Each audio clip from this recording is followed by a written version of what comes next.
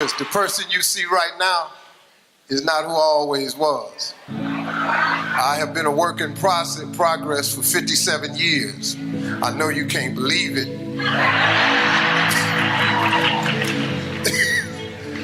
But I have been changed over the years. I'm going to try to share with you what I've learned in my lifetime. All the difficulties, all the ups and downs, all the mistakes, everything I've learned from it. I'm gonna just put it in a condensed package. And most of what I learned was from my father, who had no education at all. My daddy had a 3rd grade education. Smartest man I ever met in my life. I kid you not. If it wasn't for him, I'm not standing here today. So the trip I'm gonna take you on is to show you how I got to where I am. Through all the hardships, the failures, I was homeless. I lived in my car for 3 years, from age 30 to 33. Don't nobody know all of this. So the person you see on this end right now, it was a trip for me.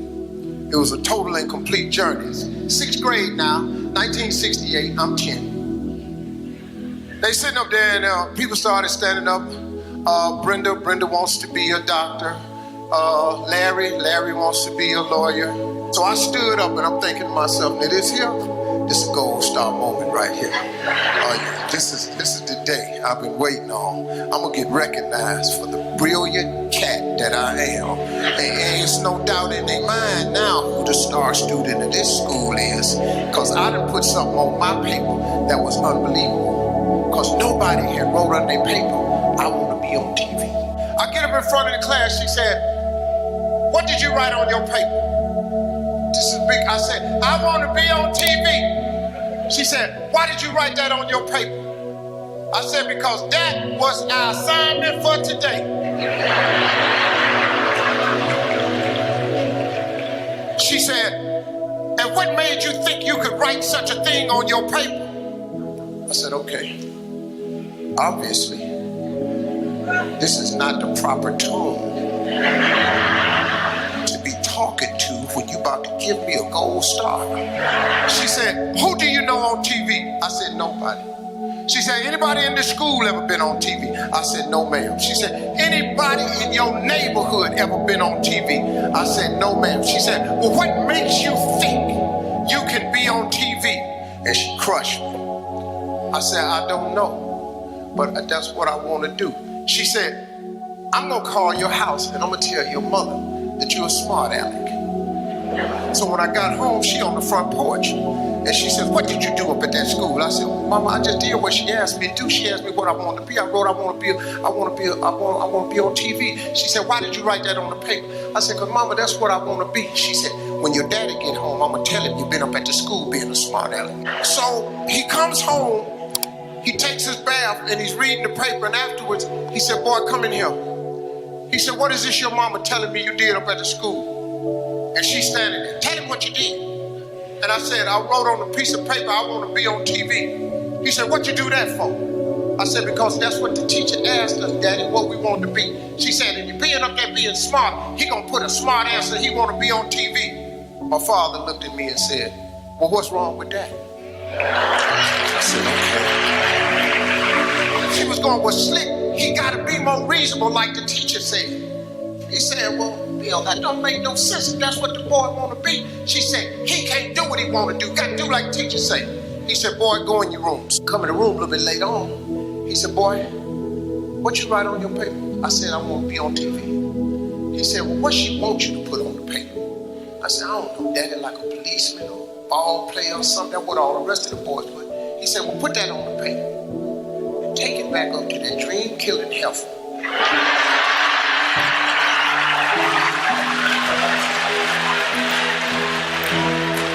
So he said, now take that paper and put it in your drawer.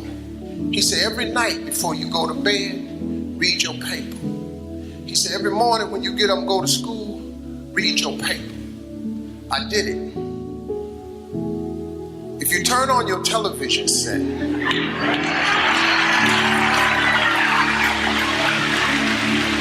7 days a week, I'm on there somewhere, because that is a principle of success that all successful people know.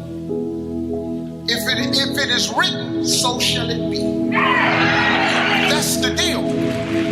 If you don't have what you want in life, just check yourself. Is it written anywhere? Have you wrote it down? Have you claimed it? Have you laid it into faith? Have you willed it into existence? Has it become a law? Did you write it down? If it ain't written down, what you want? Now that teacher that gave me that assignment, just, she passed recently. She was an older woman. I loved her though. Every year, I sent her a flat screen TV.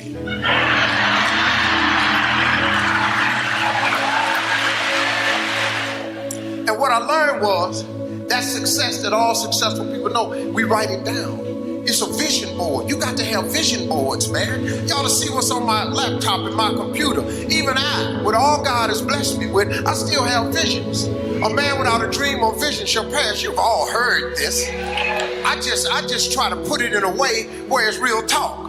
See, writing it down makes it doable. If you go through a school zone doing 35 miles per hour and the police stop you and a truck was blocking the sign that said 20 miles an hour, guess what? You still get the ticket. You know why? Because it's a written law.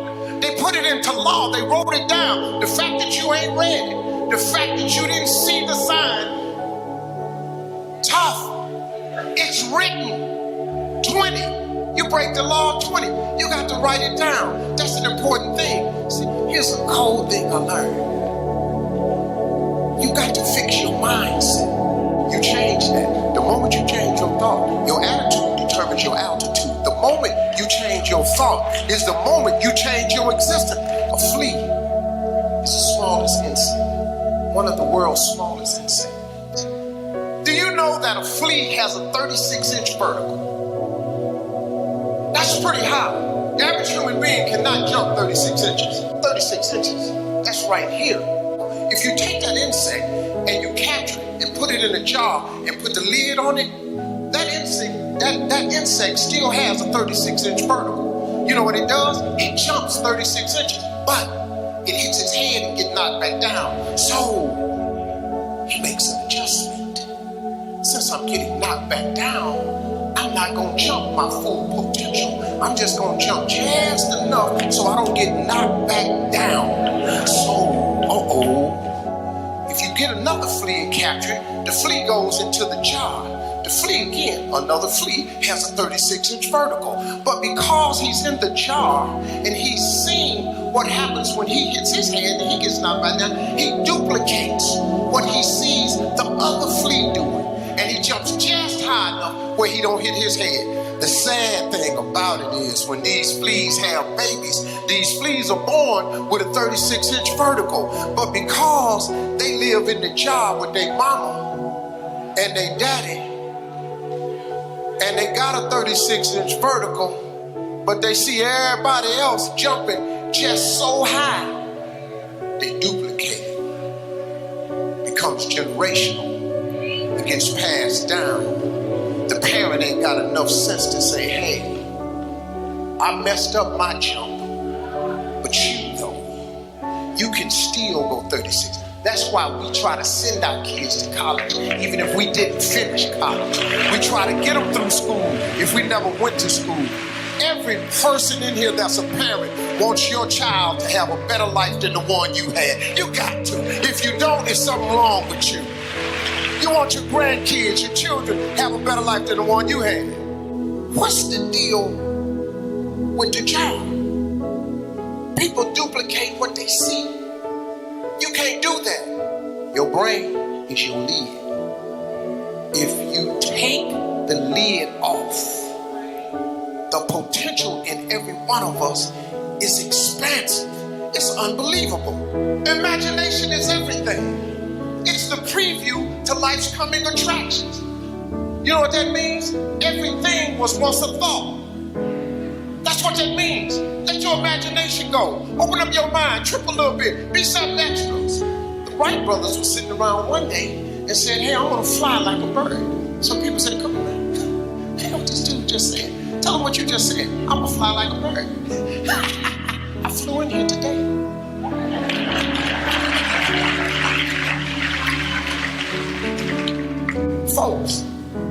imagination is everything. Why not use yours? The possibilities in your life are endless, man. In order to be successful, you have to jump. It's the hard part. You got to jump. It's like you're standing on the edge of a cliff. In order to be successful, you got to jump. Everybody in here, you got to jump. If you don't jump, you can't be successful. The problem is, when you jump, you don't know if the parachute is going to open. So fear freezes you. The fear of failure, you've all heard all this stuff. I just have a different way to put it. The fear of failure is the number one cause of failure. It freezes you. But let me explain something to you. If you don't jump, here's the one thing that's guaranteed.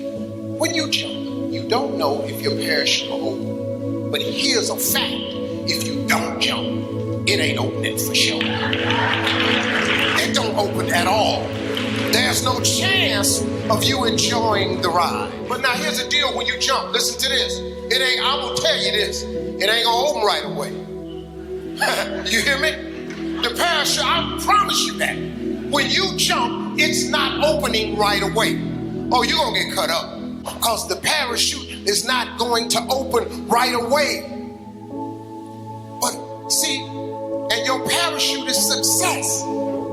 Success. When you experience success, it opens the parachute. And now that fall is now a ride. It's an incredible ride. Your view is different. You see people on parachutes in the air all the time. You see them on TMZ. You cut on TV shows and watch people live their life. Stop watching people live a life you could be living. Jump. Jump. You got to jump. What you waiting on? It's safe right here, but it ain't about nothing right here. Living is different from existing. If you want to live, you got to jump, man. Just jump out there. God got you, but you got to jump. You got no life standing on this cliff, looking over, looking at everybody fly by, soar through the air like birds. You got to jump, man. That's the cold part. You got to jump. If you ain't never jumped, you don't even know if your chute works. And quit talking about people. Look at you jump, getting toe up on them rocks. I knew it. I knew it. I knew it. He didn't jump out there far enough. I saw. Well, hell, jump out there far enough then. Show him how far to jump. You got to jump. You don't jump, you're gonna sit there. Parachute on your back, safe. You good? You existing? I chose to jump. I jumped.